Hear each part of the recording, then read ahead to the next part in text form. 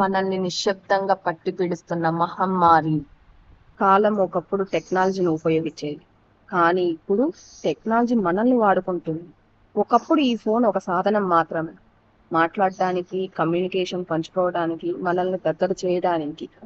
కానీ నేడు మనకే తెలియకుండానే ఇది మనల్ని దూరం చేస్తుంది. ఇది ఒక చిన్న స్క్రీన్ మాత్రమే కాదు, మన జీవితాన్ని, మన ఆలోచనల్ని, మన సంబంధాలని మింగేస్తున్న మహమ్మారి కూడా. ప్రతిరోజు సూర్యకాంతితో కాకుండా మొబైల్ స్క్రీన్ కాంతితో మొదలవుతుంది. మీ రోజు ఎలా మొదలవుతుందో కామెంట్స్ లో తెలియచేయండి. నిద్ర లేచినది మొదలు లక్షలాది మంది తన ఫోన్లను తీసుకొని వాట్సాప్, ఇన్స్టాగ్రామ్, యూట్యూబ్ ఎక్సెట్రా వార్తలను స్క్రోల్ చేసుకుంటూ పోతున్నారు. అడుగు బయట పెట్టకుండానే డిజిటల్ ప్రపంచంతో కనెక్ట్ అవుతున్నారు. ఈ అలవాటు అంతటా ఉంది. మనం చూసేది మన చుట్టూ ఉన్న ప్రపంచం అస్సలు కాదు. ఫోన్ మనకు అన్నీ ఇస్తుంది, కానీ మన నుంచి నిజమైన జీవితాన్ని లాగేసుకుంటుంది. ఇన్స్టాగ్రామ్, టిక్ టాక్ వంటి యాప్స్ ద్వారా నిజ జీవితాన్ని మర్చిపోతున్నాం. డిజిటల్ పర్వంలో జీవిస్తున్నాం. ఇంటి దగ్గరైనా, ట్రాఫిక్ జామ్లో అయినా, స్కూల్లో అయినా మన దృష్టి, మన ఆలోచనలు, మన సమయం అన్నీ ఒక చిన్న స్క్రీన్కి బానిసలయ్యాము. కుటుంబంలో కూర్చోన్నా, క్లాస్లో కూర్చోనున్నా, ఫ్రెండ్స్ మధ్యలో ఉన్నా మన జీవించడం మర్చిపోతున్నాం. సరదా అనేది మర్చిపోతున్నాం. స్క్రోలింగ్ చేయడమే జీవన శైలిగా మారిపోతుంది. 2024-25లో సగటు భారతీయుడు రోజు 6 గంటలకు పైగా మొబైల్ స్క్రీన్లోనే మునిగిపోతున్నారు. జీవితం అంటే ఇదేనా?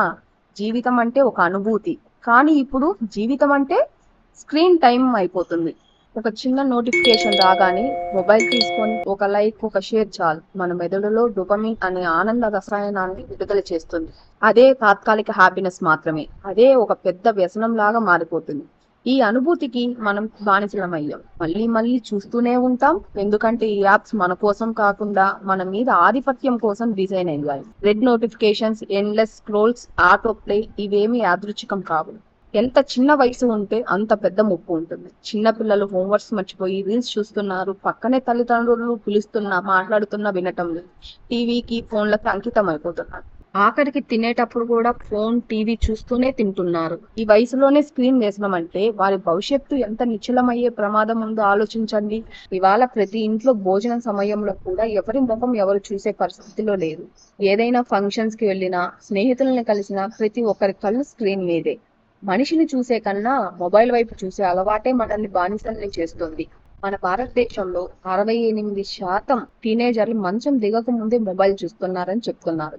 పాఠశాలల్లో పిల్లల ఏకాగ్రత క్షీణిస్తుంది. డాక్టర్లు చెప్పే మాటలు వింటే భయమేస్తుంది. ఫోన్ దగ్గర ఎంత ఎక్కువ గడిపితే అంత ఒంటరితనం, డిప్రెషన్ మరియు నిద్రలేని సమస్యలు పెరుగుతున్నాయని హెచ్చరిస్తున్నారు.